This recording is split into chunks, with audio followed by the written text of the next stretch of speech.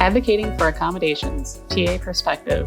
Learn how a teaching assistant, TA, can benefit students with visual impairments. On screen, a teacher talks to a student in a classroom. Hello, parents and caregivers, and welcome to MDE LIO's Parent Educational Video Series, where we break down the mystery of big educational labels and the little acronyms that represent them. I'm Amy Shepard, Parent Liaison to the Michigan Department of Education Low Incidence Outreach, and that, folks, is our first acronym. As Parent Liaison, I strive to share educational and community resources with families through conversation and active learning. I'm the parent of a young man who is legally blind, a community advocate, and a constant collaborator. Today, I'm excited to have two guests join me to talk about advocating for appropriate accommodations in school. The first is Bruce Popejoy, a teaching assistant at Huron High School. Hi, Bruce. Hi, Amy.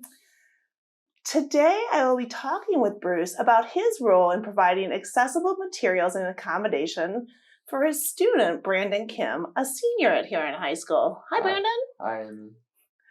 Brandon, tell us a little bit about yourself and how you and Mr. Popejoy first started working together. As Amy mentioned, I am a senior at Huron High School. I am on the swim team, and I used to be in the band and marching band. So my visual condition is Stargardt's, which is like a hereditary condition which affects the central part of my vision. And I started working with Mr. Popejoy in 5th grade. So you guys have been working together for quite a few years. Mm-hmm. Bruce, tell us why you became a teaching assistant and how you were assigned to work with Brandon. Well, I started working here at Ann Arbor Public Schools years ago, and I was hired to work with another visually impaired student. So I learned Braille and got assigned to her, and then after she left the district, I was assigned to Brandon. That's a great story, Bruce. And what are some of your job responsibilities?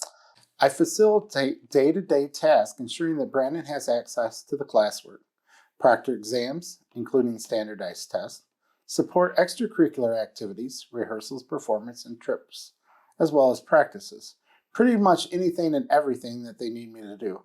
I am in constant contact with his parents, teachers, the TCVI school administrator, pretty much everybody that's involved in Brandon's education. Wow, that seems like very busy days. And so what specific tasks do you perform on a daily basis to support Brandon in the classroom? Well, every day I check in with every teacher that he has to make sure if there's anything I need to scan or have ready for him so he can have access to it. And then I check in with Brandon to see if there's anything he might need as well. Was there anything else he's missing, Brandon?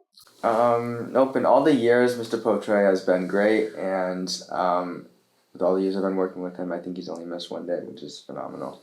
That is incredible, and it shows so much commitment on his part. Bruce, we know from some previous conversations with Brandon that he is not only a strong student, but also a musician and an athlete. What has been your role in supporting him during those extracurricular activities? Well, during band, I would scan the music and then send it to him so he could have access to it on his iPad, where he memorized it. During marching season, I worked with the choreograph sheets to help him find his places so he knew where to stand when we were marching. What else, Brandon? Was there anything else that you remember from marching band? A couple years ago, we went to New York for a band trip to play at Carnegie Hall, and Mr. Popejoy also went to support me in the trip. Also with band, he also supports me with swimming and in the pool. Oh. That's right. For swimming, I have access to all the workout sheets from the coach, and I make sure they're large enough that Brandon can see them. All right. That sounds like the two of you have developed an incredible relationship over the years. And I know from talking to Brandon that there have also been some challenges along the way, especially with getting accommodations and especially with standardized testing. So Bruce, what tasks did you perform to make sure that all that testing went well for Brandon? I worked with the testing administrator, the SSD coordinator, the principal to make sure that we had all the accommodations he needed. And I also made sure we had all the equipment in the building so when it was day of the test, it was set up and ready to go. Wow. Bruce, the work you have done to support Brandon over the years shows what a valuable member of the IEP team that you really are. For the parents listening who might be wondering if their child needs a teaching assistant, what advice would you give them? I would say yes. Get one that will work with your child and make sure that they are supporting your child.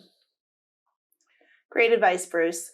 And I think that's a perfect place to wrap things up. Parents and caregivers, please be sure to visit the MDE-LIO website to check out other videos in our parent educational video series. See you next time. Learn more at mdelio.org.